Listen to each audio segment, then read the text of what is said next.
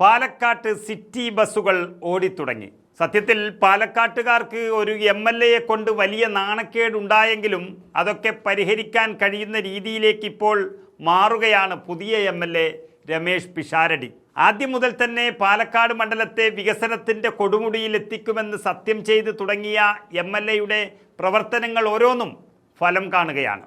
ഇപ്പോഴിതാ മറ്റൊരു MLAയ്ക്കും കഴിയാത്ത ഒരു സുവർണ പദ്ധതി പിഷാരടി തൻ്റെ പാലക്കാട്ട് മണ്ഡലത്തിൽ കൊണ്ടുവന്നിരിക്കുന്നു. അങ്ങനെ നഗരം കാത്തിരുന്ന KSRTC സിറ്റി ബസ് സർവീസിന് പാലക്കാട്ട് തുടക്കമായി. പദ്ധതി വിജയിച്ചാൽ നഗരത്തിൽ കൂടുതൽ സിറ്റി ബസ്സുകൾ എത്തുമെന്ന് ആദ്യ സർവീസ് ഫ്ലാഗ് ഓഫ് ചെയ്തുകൊണ്ട് പിഷാരടി MLA പറയുകയും ചെയ്തു. അതും പ്രിയദർശിനി സർവീസിൽ ഉൾപ്പെടുത്തി വനിതകൾക്ക് പൂർണ്ണമായും സൗജന്യ യാത്ര ഉറപ്പിച്ചുകൊണ്ടാണ് പിഷാരടി പാലക്കാട്ടുകാർക്ക് ഈ സമ്മാനം നൽകിയിരിക്കുന്നത്. സിറ്റി ബസ് സർവീസ് എന്ന പിഷാരടി MLA മുൻകൈയെടുത്ത പദ്ധതിക്ക് മന്ത്രി CP ജോൺ ഉടൻ അനുമതി നൽകിയതോടെയാണ് നഗരത്തെ പരസ്പരം ബന്ധിപ്പിച്ചുകൊണ്ടുള്ള ബസ് സർവീസിന് തുടക്കമായത്. നഗരത്തിൽ ഈ ബസ്സോട്ടം നടത്തുന്നതിൻ്റെ റൂട്ട് ഷെഡ്യൂളെല്ലാം തയ്യാറാക്കി കഴിഞ്ഞു. ആ നാടിന് വലിയൊരു സന്തോഷമായി അത് മാറി. സത്യത്തിൽ വലിയ നേതാവെന്നൊന്നും ആകണമെന്നില്ല. ജനങ്ങളുടെ മനസ്സറിയാൻ കഴിഞ്ഞാൽ തന്നെ ജനപ്രതിനിധികളെ ആ നാട് സ്വീകരിക്കും. അത് തന്നെയാണ് പാലക്കാട്ടുകാർ ശോഭാ സുരേന്ദ്രൻ എന്ന BJPയുടെ അഖിലേന്ത്യാ നേതാവിനെ തോൽപ്പിച്ച് വെറും ഒരു പാർട്ടി അനുഭാവി മാത്രമായിരുന്ന പിഷാരടി എന്ന കോൺഗ്രസ്സുകാരനെ MLA ആക്കിയത്.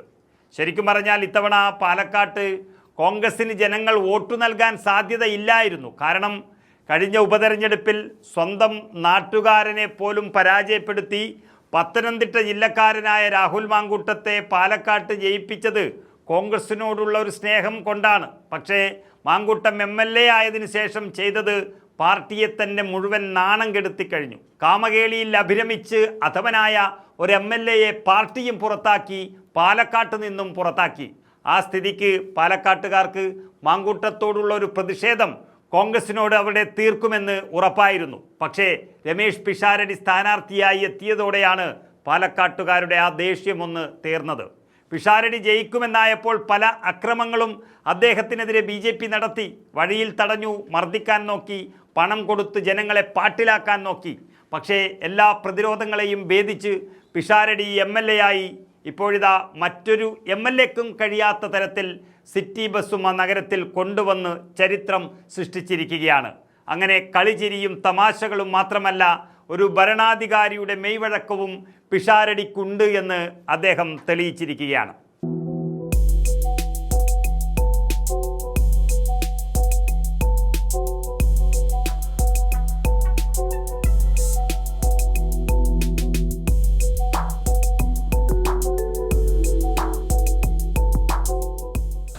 പലപ്പോഴും തെരഞ്ഞെടുപ്പ് പ്രചാരണ വേളയിൽ തന്നെ പറഞ്ഞിരുന്നതുപോലെ ഞാൻ നിങ്ങൾക്ക് വേണ്ടി, നിങ്ങൾ എനിക്ക് വേണ്ടി, അങ്ങനെയൊന്നുമില്ല.